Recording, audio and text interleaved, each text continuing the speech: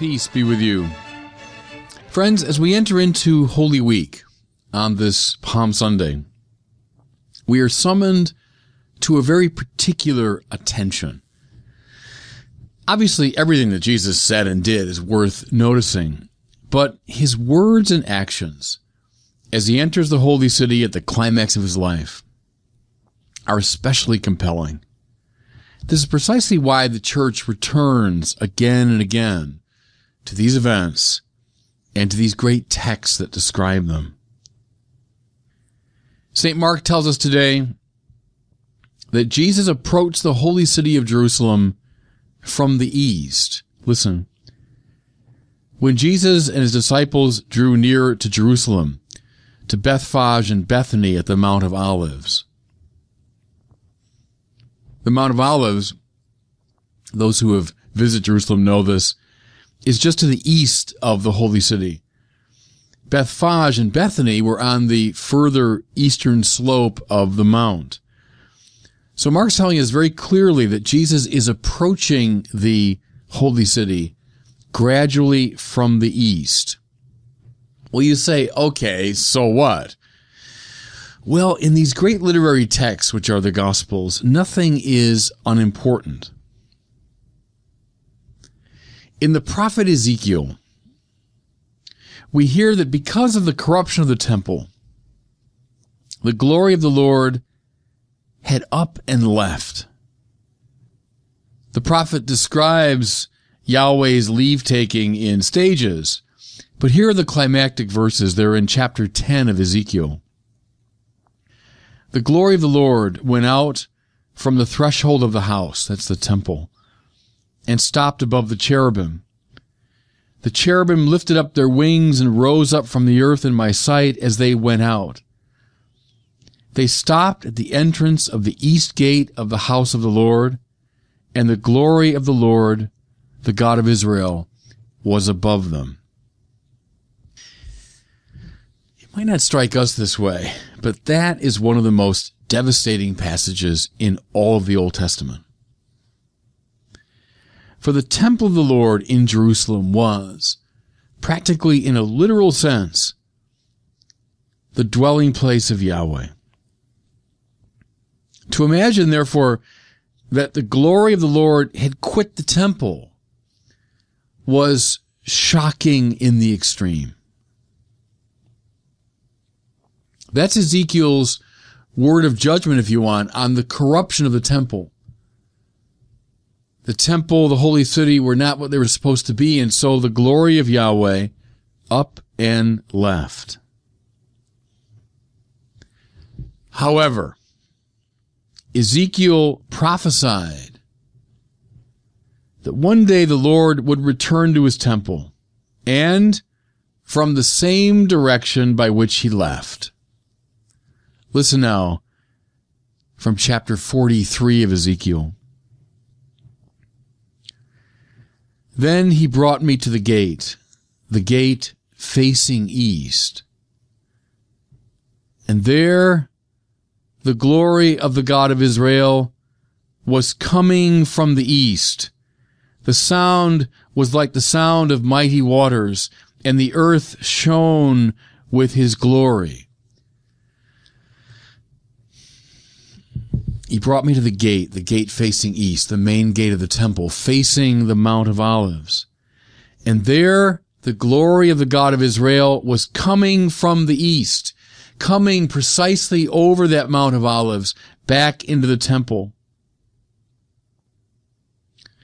Upon this glorious return of Yahweh, Ezekiel predicted, the temple would be rebuilt, would be reconstituted. Okay. Now, those texts might be fairly obscure to us, but believe me when I tell you that pious Jews in Jesus' time certainly knew them. They were undoubtedly haunted by them. Think, for example, of the Essene community. They were a group of, we call them quasi-monastics, living in extreme poverty and asceticism.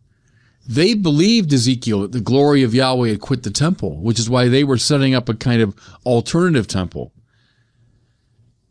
But I would say that pious Jews of all types would have been haunted by these great texts. Now, Jesus arrives. As they're trying to understand him, what do? They turn continually to these ancient texts. That was the matrix for understanding what was going on. Now, turn up the heat when Jesus says something like this. In reference to himself, you have a greater than the temple here.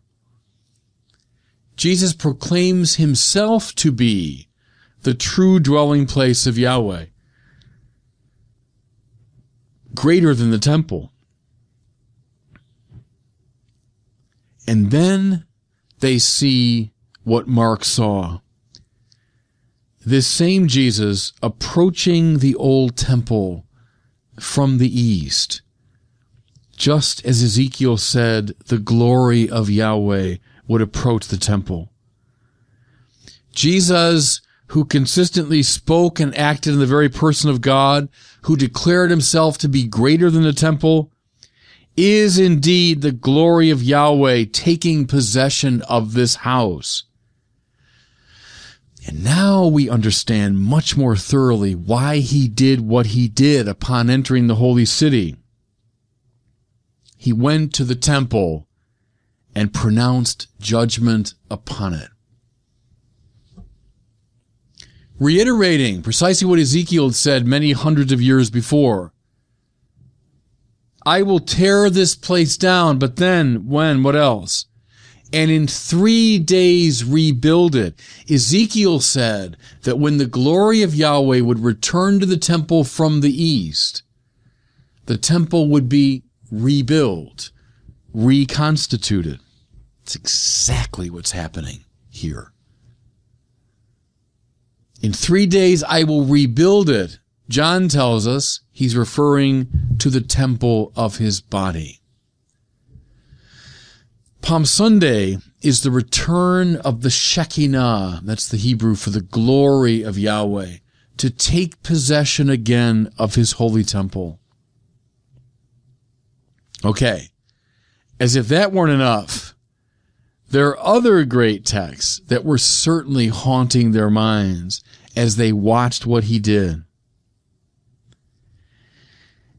The other great text I would suggest is Zechariah 9:9. Listen. Rejoice greatly, O daughter Zion. Shout aloud, O daughter Jerusalem. Lo, your king comes to you. Triumphant and victorious is he, humble and riding on a donkey, on a colt, the foal of a donkey. That's Zechariah 9:9. Now what's behind that text? Well, we know from 2 Samuel that King David took possession of the holy city of Jerusalem. It's David who made Jerusalem the capital of Israel. And then, bringing the Ark of the Covenant into the city, David dances before it. A great festive parade as he enters the holy city. David's son, Solomon, built a great temple in that new city. In the temple, he housed the Ark of the Covenant. For that brief shining moment under David and Solomon, Israel had a righteous king. But then, as we know, the kings of Israel fell into corruption, much, by the way, as the temple had. The temple that's meant to be the dwelling place of Yahweh fell into corruption. The kings of Israel fell into corruption, and the nation suffered. And so Israelites begin to dream, they begin to long for the return of the king, long before Tolkien's book, the biblical idea was this, that one day the true David would appear. One day the true king would retake his capital city. He would defeat the enemies of the nation, and then he would reign as king of the world. Now, he'd be a human figure, this Davidic king. That seems pretty clear. But there's something else that makes this scenario more complicated. Another conviction begins to emerge in the literature of the Israelites, that Yahweh himself would rule in Israel. Listen, friends, just to a few of these passages. I could have chosen many, many more. Here's from the prophet Isaiah. Your sentinels lift up their voices.